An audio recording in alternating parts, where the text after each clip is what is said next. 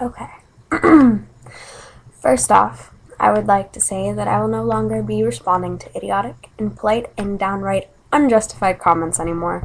I realize now that people are going to say what they want to say, and because I'm striking a nerve with people, they will then try and attack me personally. That's fine.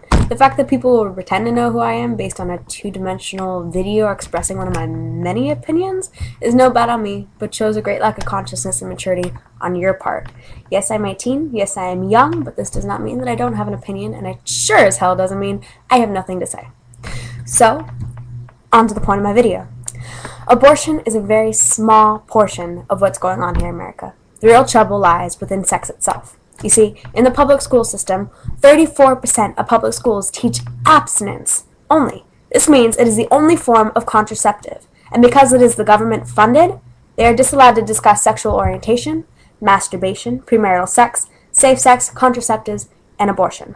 Big surprise that America has the highest rate of teen pregnancy than any other developed country.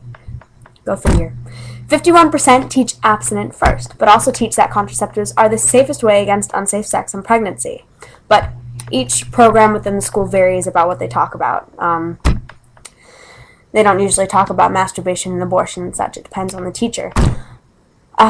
There's also bigger issues such as LGBTQ, STDs, HIV, premarital sex, but, surprisingly only 14% teach comprehensive sexual education. That's kind of unbelievable. We're in a time where kids have so much available to them in their homes. The internet is a fantastic source of information, both appropriate and inappropriate depending on the child's age. We are a sexualized nation, but at the same time, we have made it so sex is a taboo and sinful subject. Humans have been fornicating since the beginning of time. Sorry to tell you, but it's true. It's in our makeup. It's in our makeup to breed. And if sex is so sinful, why is it so enjoyable? Personally, I'm under the impression that those who say sex is sinful and tie religion into it have never had a mind-blowing orgasm, but that's just me. Sex is enjoyable for a reason, so we will have it. Understand? But here's the problem. Surrounded by all this sex, what are the youth of today supposed to do but become curious and emulate the behavior? Well, if they aren't open with their parents about sex and taking advice from their friends who also say that they're having sex with their boyfriends and it's mind-blowing, usually that's BS, just for the youngins who are younger than I am, who are talking to their friends about sex and saying that they want to have it. Usually your friends don't know what they're talking about. Talk to your parents. It might be hard if your parents are overly religious or if they're just not open with you, then that's a time for you to go to a guidance counselor. It's time for you to go to an adult that you trust and discuss sex. I'm not saying have sex at early ages. I think that we should wait. I think we should wait until we're emotionally mature. Sex is a huge step, okay? It will emotionally take a toll on you. So don't let your boyfriend, don't let your girlfriend peer pressure you into having sex, okay? Don't let your friends say that you're not cool for being a virgin. Being a virgin, very cool. Very cool being a virgin. Keep it that way until you love someone and you wanna share that experience with them, because it's a very big experience. It's a very maturing experience, and the first time isn't always good. But we're not gonna get into that. So, what was I saying? Oh, I was saying, surrounded by all the sex, what are the kids supposed to do? Well, they're probably going to have sex, and they're probably going to experiment with having unprotected sex. And there are more dangers in the world than a teenager getting pregnant and having an abortion. There are over 19 million new cases of sexually transmitted infections. And more than 9 million of those affect youths between the ages of 15 and 24. This, it involves chlamydia, gonorrhea, syphilis, chlamydia, HIV, which is the virus that causes AIDS. And if you are pregnant while you have any of these STDs, it can affect the child. It can affect the infant when you have a kid. If you have chlamydia, it's going to affect their eyes and it's going to give them pneumonia. If you have syphilis, it's going to make them blind. It can kill the mother and it will also kill the infant. And if you have HIV and AIDS, you can pass it down to your kid. And if you think you have any of these, go to Planned Parenthood. They will give you good deals. Go with your parents. Don't be afraid to say it. Gonorrhea, chlamydia are two very easy things to deal with. Herpes, syphilis, HIV, and AIDS, not so much. So if you think you have it, don't be afraid, get checked. So I'm going off on topic, but this is the case for those of you who are young adults and you're watching this. It's really good for you to know. I know the reality of sex. We're going to have it. So if you're going to have sex, have it safely. Use a condom. You're able to get free condoms at any Planned Parenthood. I would say you could get condoms at school, but only 15% of America's school allows kids to have condoms.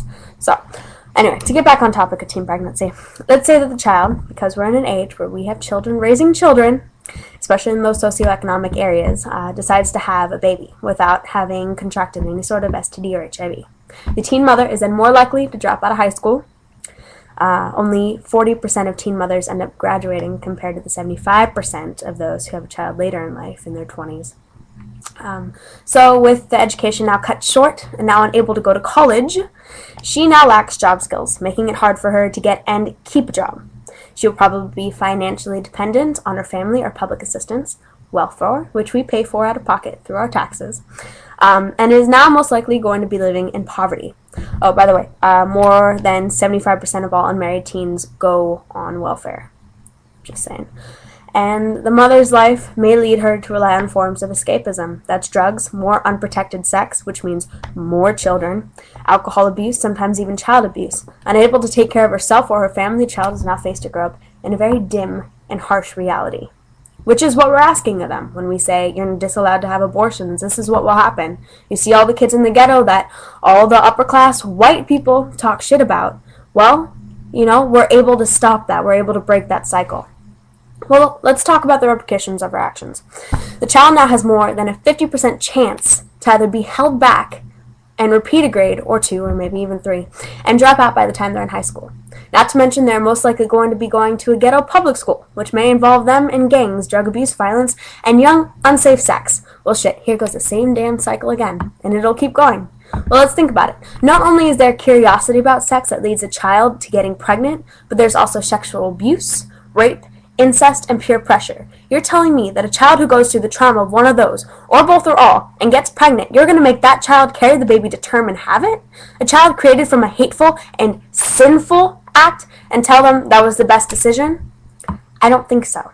Abortion is available to us because, first and foremost, it's our decision. Secondly, it allows a child to grow up. A child is not ready to raise another child, and they never will be. We have to think about this realistically and realize that abortion in many cases is the best answer for that individual. How dare you say that abortion is immoral? Sometimes people aren't ready to be parents. And if they aren't and they have the child, they might screw up that child's entire life. And that child will then be put in a nasty downhill cycle that seems to play out all across America. I understand adoption is another great way to allow life to be shared in the world. But that must be the hardest thing to live with. Giving your child away like it was nothing to another person? Who knows, A, who that person is and how they're going to raise your child, and B, the mother will always be feeling the heartbreaking loss of letting someone go that they loved. Abortion is no easy subject, and under no circumstances am I saying that a fetus isn't a baby.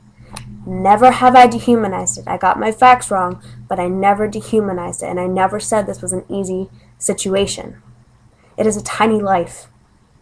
Okay? And that's most of what I have to say about abortion. I'm more than willing to keep going. I can go about how it affects our finances, how we are now supporting most of America's poverty-stricken families. I probably will go into that in a later video. But I just wanted to put my point out there, and I wanted you guys to realize that there's so much more than black and white. And for all of those who are saying that, no, this is a black and white situation, abortion is wrong, it's immoral. I had someone tell me that when people come up with their own moral reasoning, that it creates chaos, right? But your moral reasoning is feeding into the chaos. So do you understand that? I just want you to know. And that's all I got for you. I hope you learned something today. And, like I said, let's keep the personal attacks to a minimum. No one knows me, I have an opinion, and I'm striking a chord within you, but I promise you I won't go on about who you are as a person. And if you have something nasty to say it on a video. Allow yourself to be seen. It's so much easier just to type anonymously. But when you're speaking face to face and you allow America to see how unjustified and immature you are, it's a whole different ballgame, folks. Anyway, thanks for listening. Have a good night.